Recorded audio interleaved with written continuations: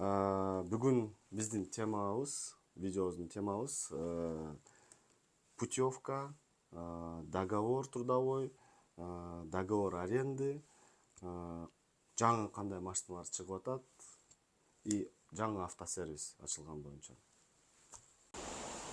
Ассаламу алейкум, құрметті туғандар. Профсоюз KG каналын көрушілер. Бүгін бізде сіздерге жақсы жаңылықтар бар.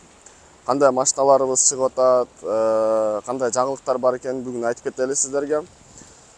Ошол жерде метро университеттің алдында, авиамоторный метро кечиресиздер. Метро авиамоторный алдында жаңы сервис ачутабыз. Метродон где-то bir 150 метр бар. Ал нар жақты қарасаңыздар, нар жақта метронун даже знагы көрүнүп турат. Метронун алды. Сервисибиздин үстүндө Профсоюз KG компаниябыздын логотипи бар. Бұл жақта бізде оклейка, замена масла, фильтры, колодки. Бұл жерде еще ремонтыбыз бүт элек. Подъемнигибизди жакында бір-екі күндө коебуз, но уже оклейкабызды баштадык. Куда калса бұл сервисте кандай десем, максимально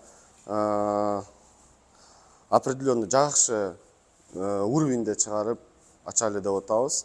Бұл жагыбызга келсеңиздер, офисибиз. Бұл жерден май, сай, колодки, фильтра бар жок, заказ кылсаңыз, запчастарды алып кетсеңиздер болот. Также бұл жакта еще офисибиз бар. Ал офис чуть нар жагыракта. Пока бияка чыксаңыздар, бұл жерде бизде дагы жаңы машиналарыбыз чыкты. Хавал F7 деген машинаны уже барыңыздар билсеңиздер керек. Бүгүнкү күндө бул машиналар аябай кымбаттап кетти. Өзүңүздөр билесиздер, азыр даже салондо наличияда табыш кыйыныраак болуп атат. И биз биринчи жолу машинаны 4 жылга расчет кылып чыгарып атабыз. Бүгүнкү бул жерде көрүп турганыңыз, ушул жакта турат, мына жакта турат машиналарыбыз. Биз машиналарды 4 жылга расчет кылып чыгардык. Эмнеге дегенде, первоначальный взносу мурункудай 3 жылга саналып чыгарсак, первоначальный взнос 300 миңге чыгып кетип, айына если раньше 86 миң, 87 миң болсо, уже 100 миңге чейин чыгып кетти. По итогу ойлонуп туруп санасак 4 жылга расчетты кылып 3 жылда, 2 жылда досрочно жаап койсок, в любом случае биз проценттерди төлөбөйт экенбиз. И арзан түшүп атат все равно машина. Но зато первоначальный взносубуз 300 миңден 200 миңге түшүп калды. Айына ежемесячный платежубуз 100 миңден 86 миңден 78 миңге чейин түшүп калды. Менин оюмча Комфорт Плюста иштеп комфорттун акчасын төлөгөнүбүз бизге безопасныйраак и оңоюраак болуп көрүндү. Бул жакта кирсеңиздер дагы болот. Машинада келсеңиздер, машинаны бул жака киргизип атып, воротон ачып, нар жака парковка кылып, май, сай, колодки, фильтра, детейлинг, оклейка, тонировка бар жокту ушул жерден кылып кетсеңиздер болот. Шиномонтаж тоже. Вот. И машиналарды не үчүн да 4 жыл кылып санадык. Бизден туугандарда, допустим, көрүп атасыздар, bir ayda жок дегенде bir 30-50 машина алып чыгып атабыз азыр.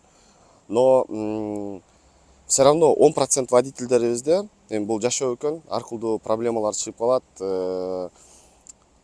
Кыргызстанга срочно кетиш керек болуп, ПТН ооруп калып, бул жашоодо ар кылдуу ситуациялар болот экен. И срочно машинаны өткөрүп бериш керек деп, и машинаны өткөрүп беришип атканда туугандарыбыз машиналарын берип, первоначальный ушунча бергенбиз, ошону чыгарсак, 5 ай төлөдүкпү, 1 жыл төлөдүкпү, ал жагы аренда катаруу деп вынужденно өткөрүп беришип атат да.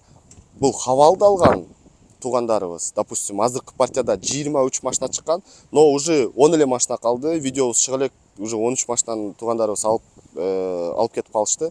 Пока 10 машинабыз бош бар. Эгерде даже проблема какой-то чыгып калып, срочно Кыргызстанга кетип калышса, эми өзүңүздөр ойлоп көрүңүздөр. 78 миң ежемесячный платежы. акасыга укасыга тууганыга же просто арендага берип койсо дагы бул машиналар азыр минимум 3000 күнүнө турат арендада без выходных. А то и орустардын парктарга, башка парктарга звонок кылсак 3200 3300дөн сдавать этет экен Хавал F7-дерди Комфорт Плюска. Ал деген почти 90 000 минимум айына только арендада келип атат. А ежемесячный платежы 78 000 болуп атат. Даже май сай фильтрлерин бир айда бир жолу алмаштырганыбызда дагы еще даже 5-10 000 может чөнтөккө дагы калгандай болуп атат да. То бишь, если даже какой-то проблема чыгып калып или мине албай калып ооруп калсак дагы машинаны смело арендаға берип, 1 айбы, 2 айбы, 3 айбы пока өзүбүздүн ишибизди бүтүрмөйүнчө машина арендада жүрүп, кийин дагы кайтып өзүбүзгө алып минип кетсек болот экен да. Ошол эң важный биздин оюбузча безопасный варианты болду да. И азыр түшүнүп эле турам, биздин туугандар жазат, айтышат 4 жыл аябай көп депчи. Туугандар 4 жыл эмес, 10 жыл ам өтүп атат, 15 жыл дагы өтүп атат. Убакыт өтө берет экен. В любом случае биз 4 жыл болобу, 3 жыл болобу, саар менен ишке чыгабыз, кеч үйгө келебиз. Жашоо ушундай экен.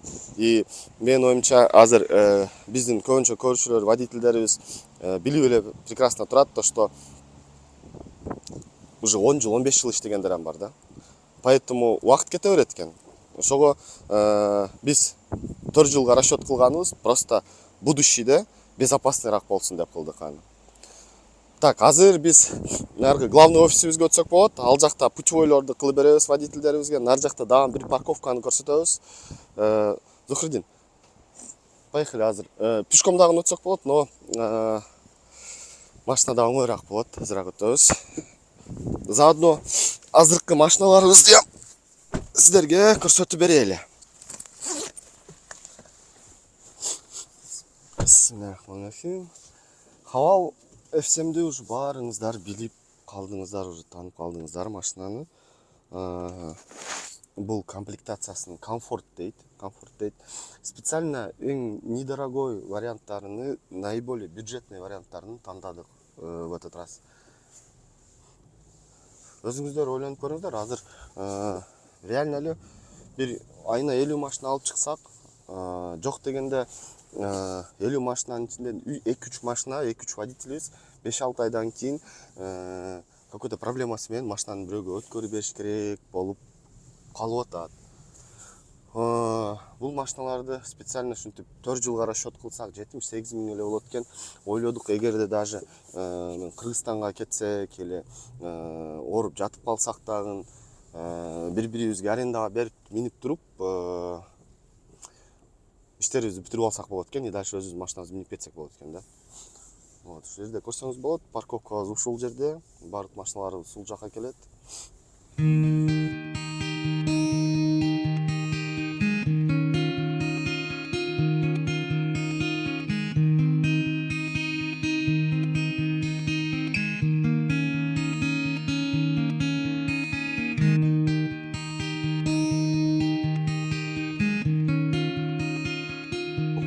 Ушул жак, кстати, парковка.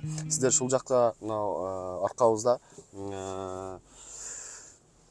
жолдо заправка бар. Ошол жак менен келсеңиздер, бул парковкага токтоп эле нар жакта офисибизге чыгып, путевойлоруңуздарды алып кетсеңиздер болот.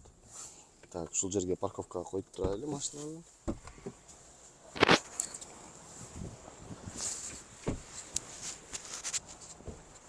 Так, бул жак менен басалы.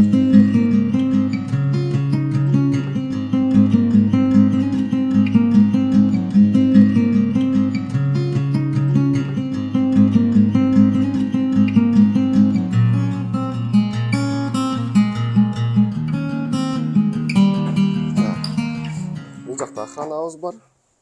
Охранага жетпей оң жакка буруласыздар. Так. Главный офисибиз азыр 2-этажда. Путевойлорго туугандар, ушул жака келе бересиздер. Азыр тоже кандай десем, көп информациялар болуп атат путевойлор боюнча. Путевойлор алмашты, жаңылар чыкты деген разговорлор бар да, туурабы? Ооба, путевойлор алмашты, но биздин путевойлор эки жагга чыгып туруп оң жакка буруласыздар до конца по коридору. Биздин путевойлор почти алмашкан жок.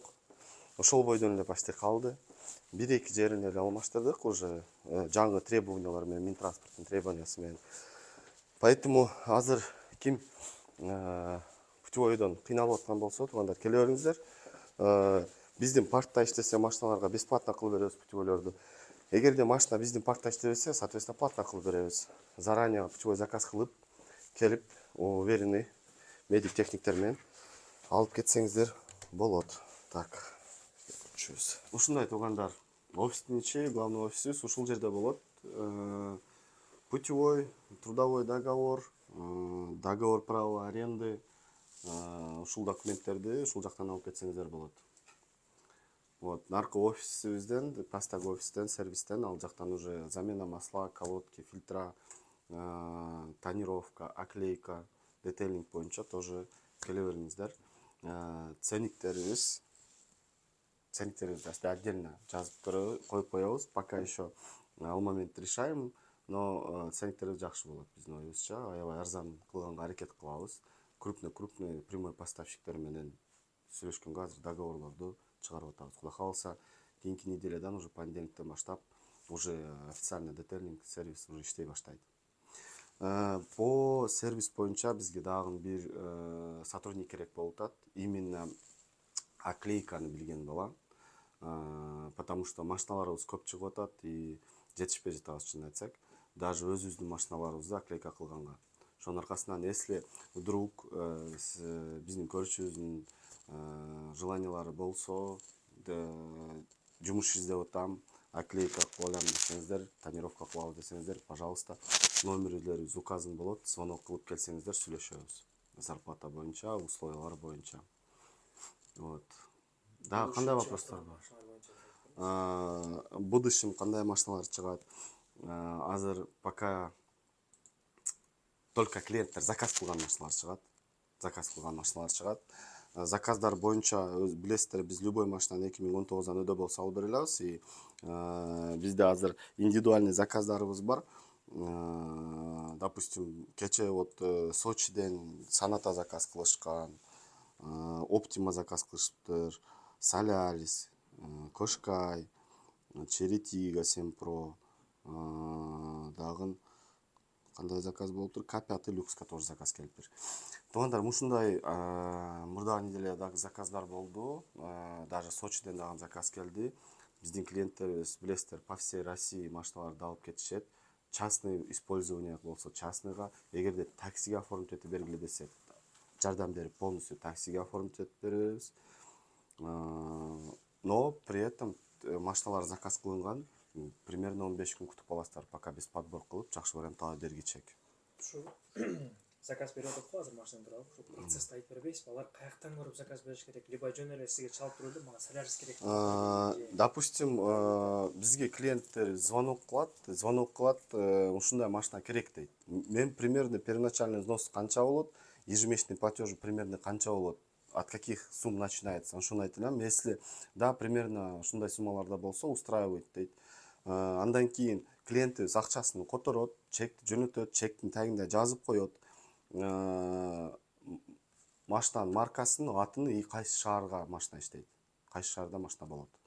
Андан кийин примерно 15 күнгө сүйлөшүп, биз машинанын подборду баштайбыз. 2-3 күндүн ичинде менеджерлар менен, лизинговый компания менен, салондор менен сүйлөшүп, машинаны табып, ссылкасын жөнөтөбүз. Ал жерде первоначальный взнос канча болот, ежемесячный взнос канча болот и машинанын ссылкасы болот. Клиенттерибиз даже башка шаарлардан дагы болсо, ссылкасына кирип машинаны көрүп тандайт. Болду, ушул первоначальный жакты, ежемесячный жакты десе, биз эгерде возможности болсо салонго келип көрүп кетиң дейбиз, өзүбүз менеджерибиз жөнөтөбүз, машинаны көрсөтөт, кармап көрүп дегендей.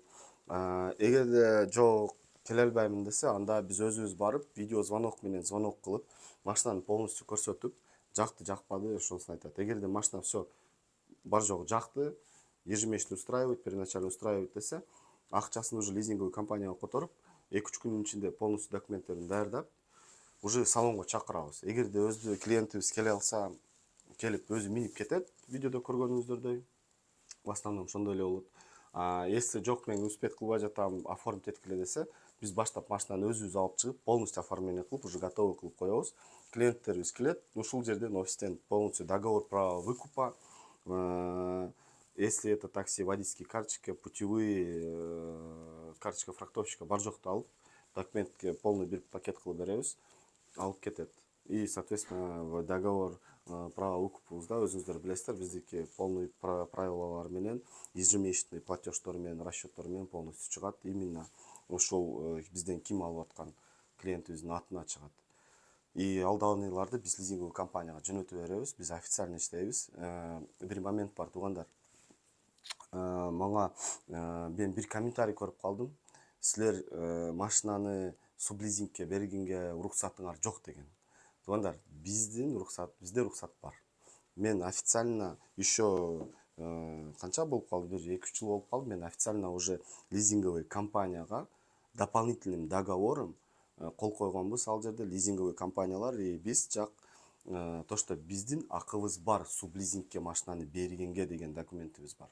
Поэтому андай документ, чынын айтсам, 5-6 эле паркта бар экен. Биз сурап көрсөк, эч ким андай договор заключать этпейт экен, но ал комментарий туура жазылган, потому что, и правильно, и неправильно дегендей да. Да, действительно, 98% парктар андай договорду колунда жок да. И официально келгенде уже кандай десем, паркта рұқсат жок болот да сублизингке бергенге, потому что ал машина парктын атына чыгып калып атат. Вот. Но биздин машиналарыбызда 100% андай ситуация болбойт, и биздин машиналарыбызга бизде рұқсат берилген лизинговый компания менен сублизингке машинаны бергенге. Вот. Да, кандай вопростор бар? Комментариялардан боюнча. Бар айтылып окшойт, 4 жылга бөлүнгөнү боюнча, будущий машиналар боюнча. Жакында дагы машиналар чыгат. Путевка официальный, неофициальный. Путевойлорубуз официальный, медик, механиктер менен, договор менен. Жакында даже вот понедельник, по-моему, биз Мадиге барабыз. Мадиде дагы бир жакшы бизге условия чыгып атат. Барып договор подписывать этсек, ал новостилерибизди дагы видеодо, кийинки чыккан видеобузда айтып беребиз. И комментариялар боюнча дагы бир момент, дагы бир жерде окуп калдым. Машиналарды өткөрүп берип атат, өткөрүп бербей жатат деген комментарияларды дагы көрдүм. Туугандар, эми баарыбыз эле көрүп турабыз. Бир айда 30 машинадан 50 машинага чейин чыгып атат. Просто даже 3 айдын ичинде эле 100 машина чыгып кетет да, жок дегендечи. Анын ичинде 100% жок дегенде бир 5 адамдын какой-то проблемасы чыгат. Эми бул простой математика элечи. Поэтому 2-3 видео чыкса, машиналарды өткөрүп атат экен, жаман машина экен деген комментарияларды билбейм, ал туура эмес нерсеби, но менин оюмча туура эмес нерсе. Биз баарыбыз эле көрүп турабыз.